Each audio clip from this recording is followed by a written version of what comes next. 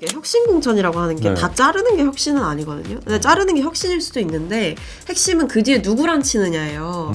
근데 지금 이 대구시장을 좀 잘 봐야 되는 게 그 주호영 의원 중진이잖아요. 네. 자르고 만약에 이진숙 그 전 방통위원장 안 친다. 라고 하면 그게 어떻게 혁신공천이냐라는 거고 네. 주호영 의장께서 그런 말씀을 하신 게 아마 그 이진숙 위원장과 고성국 씨가 뭐 같이 다닌다, 뭐 같이 좀 밀접하다 이런 얘기를 이제 하시지 않았습니까? 이진숙 전 방통위원장은 혁신이 아니죠? 그분은 퇴행이라고 봐야죠. 그건 혁신이라고 볼 수 있는 그 어떤 뭐 면모랄까요? 그런 부분이 하나도 없죠. 그리고 그분이 뭐 그동안 방통위원장으로서 보여줬던 게 어떤 파이터로서의 모습. 그러니까 그렇다고 한다면 이 이진숙 위원장의 그동안 보여줬던 행보가 정말 정권에 충성하는 모습을 보여줬던 것이지 공무원으로서의 정치 중립을 지키지 않은 모습들을 보여왔기 때문에 그런 정치적 편향을 가진 채로 본인이 직무를 수행을 했고 그런 모습들을 보여줘 놓고 그 뒤에 탄압이다 이렇게 얘기를 하는 거는 과하죠. 오히려 이제 윤어게인 노선으로의 완벽한 탈바꿈이 혁신일 수도 있겠죠. 그러니까 그들이 얘기하는 혁신이라는 그럴 게. 수도 있죠. 네. 인적 쇄신을 할 거라는 기대가 저는 없었어요. 왜냐하면 인적 쇄신을 할 수 있는 여유가 없어요. 장동혁 대표한테는. 보면 계속 뺄셈의 정치를 하잖아요. 계속 숙청의 정치를 네, 한단 말이에요. 네. 그러니까 그런 걸 할 땐 뭐냐. 본인의 자리가 굉장히 위협받는다라는 그 불안감 속에서 그런 일을 할 수 있는 거예요. 네. 지지율 안 나오는 게 절윤 선언문 갖고는 안 되는 것 같더라고요. 그 절윤 선언문이 절윤 선언문으로 안 보이니까 그렇죠. 아무래도 뭐 발표도 장동혁 대표가 직접 한 게 아니고. 그리고 장동혁 대표 입장이 존중한다였잖아요. 존중, 네. 그것만큼 가치 중립적인 동의한다도 아니고. 그 언어가 어디 있습니까? 네. 뭐 전적으로 공감한다, 그렇게 동의한다, 나왔어요. 뭐 이런 얘기도 아니고 네. 존중한다. 그리고 뭐 기자님들이 이제 취재하셔서 후일담으로 얘기하시는 거 보면 사실 장동혁 대표는 그 결의문의 내용에 뭐 동의하지 않았다 이런 취재 내용을 말씀하시는 네. 분들도 네. 계시더라고요.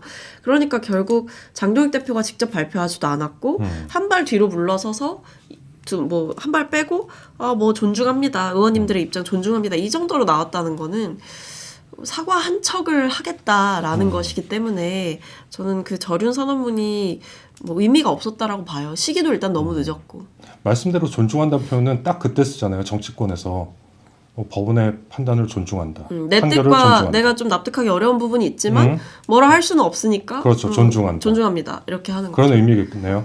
그렇게 봤죠 저는. 네. 그 뒤에 왜냐면 인적 쇄신도 없었고 뭐 예를 들면 하다못해 뭐 연쇄 징계했던 거 그거에 대해서도 뭐 되돌려놓지도 않았고 그리고 오히려 그 징계를 뭐 다 멈춰달라 이렇게 얘기를 하면서 드러난 게 고성국 씨에 대한 징계가 멈췄죠. 네. 네, 그런 부분만 봐도 그렇죠. 아니면 그런 얘기도 있더라고요. 이정현 대표가 뭐 주호영 의원께서도 얘기했는데 말씀하셨죠. 네.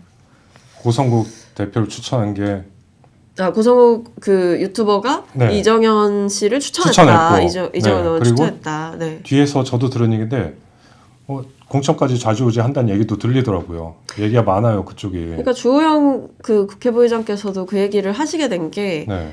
대구 시장 선거가 걸려있기 때문이잖아요. 네, 그러니까 네. 그게 왜 중요했냐면 지금 이정현 그 공관위원장이 혁신 공천을 하겠다고 하면서 중진들 컷오프를 시사를 하는데 한 명 됐죠 벌써.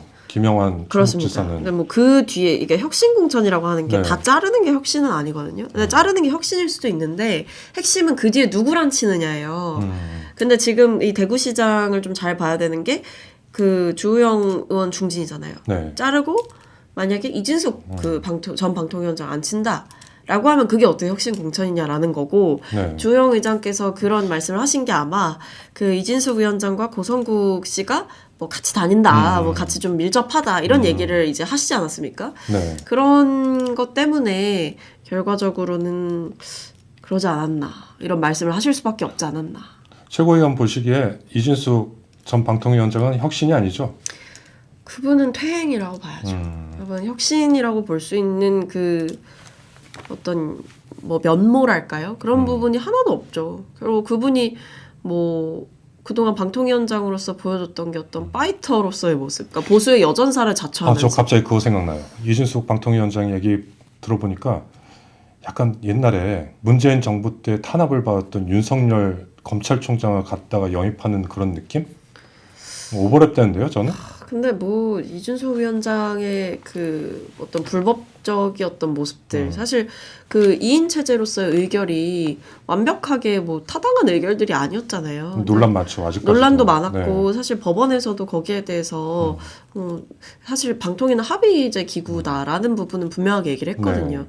그러니까 그렇다고 한다면 이 이준석 위원장의 그동안 보여줬던 행보가 정말 정권에 충성하는 모습을 보여줬던 것이지 그 과정에서 어떤 뭐 쇄신에 대한 얘기, 뭐 변화에 대한 얘기 이런 부분들을 했다기보다는 오히려 보수 쪽 논리에 굉장히 충실한 그 보수 쪽 정치권의 논리에 굉장히 복무하는 모습을 많이 보여줬다. 그리고 심지어 본인이 직무 정지됐을 때도 보수 유튜브를 나갔잖아요. 네.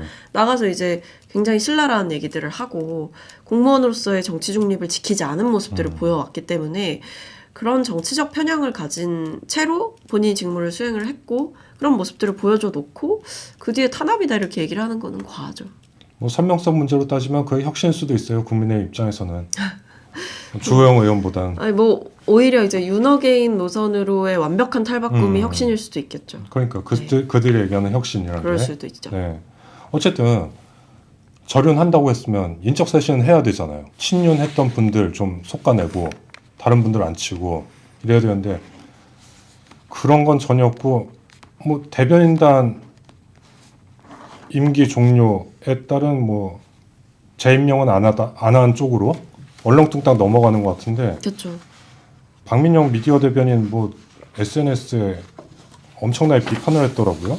국민의힘한테 30대 당직자를 인적 쇄신하고 자신이겠죠. 원로급 인사들을 데려와 혁신 선거 대책위를 꾸리겠다니 어느 도단이죠? 해외 토픽감 코미디. 원로급 인사는 뭐 이정현 공관위원장 얘기하는 거겠죠? 그렇겠죠. 근데 뭐 사실 지금 상황에서 인적 쇄신을 할 거라는 기대가 저는 없었어요. 왜냐하면 인적 쇄신을 할 수 있는 여유가 없어요. 장동혁 대표한테는. 보면 계속 뺄셈의 정치를 하잖아요. 계속 숙청의 정치를 한단 말이에요. 그러니까 그런 걸 할 땐 뭐냐?